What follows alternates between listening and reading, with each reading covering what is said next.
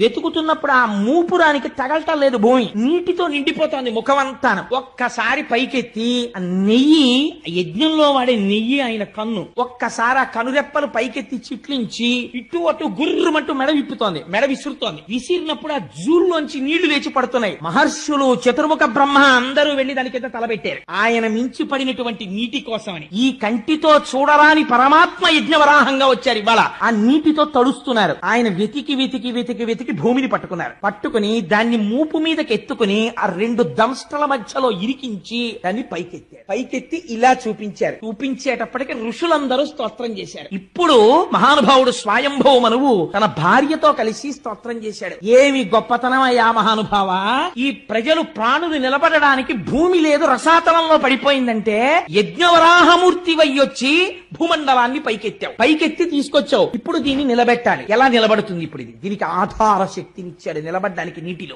ఆధార శక్తినిచ్చి మూపురం మీద ఇలా ఉంచి కింద పెట్టాడు. కింద పెట్టి మూపురాన్ని పైకెత్తి నిలబడి ఇలా భూమండలాన్ని గోళ రూపంలో పైకెత్తితేట ఉడమి తల్లి పొంగిపోయిందిట భూదేవి. ఆహా, ఏమి అదృష్టం, నా అదృష్టం, నా స్వామిని తన మూపురంతో పైకెత్తాడని గాఢంగా ఆలింగనం చేసుకుందిట. తత్ఫలితమే నరకాసురుడు జన్మించాడు. అది ఎందుకు అలా పుట్టాడో, ఎందుకు భూదేవి సత్యభామగా వచ్చిందో అక్కడ చెప్తాను ఆ విశేషాలు. అందుకని ఆ యజ్ఞవరాహమూర్తి రూపంలో పైకెత్తాడు. పైకెత్తి ఆ భూమిని ఆ ఆధారం శక్తినిచ్చి నిలబెడితే వీళ్ళందరూ స్తోత్రం చేసి, అయ్యా ఈ కంటికి కనపడనటువంటి వాడివి, జన్మనెత్తవలసిన అవసరం లేని వాడివి, ఒక స్వరూపమును పొందవలసిన రూపము లేని వాడివి, చతుర్ముఖ బ్రహ్మనంతటి వాడిని తపించని సృష్టి చేయించిన వాడివి, ఇవాళ మైథున సృష్టి కొనసాగి ప్రాణులు నిలబడ్డానికి ఆధారభూతమైన భూమి పైకి తీసుకొచ్చి నిలబెట్టి మహోపకారం మొట్టమొదట చేశావు. ఇటువంటి యజ్ఞవరాహమూర్తికి మా నమస్కారం అని ఆయన పాదములకు శిరస్సులు వంచి నమస్కరించి మనఃపుష్పములను ఆయన పాదముల మీద వేశారు. వేస్తే స్వామి వారందరికీ అభయిస్తున్న సమయంలో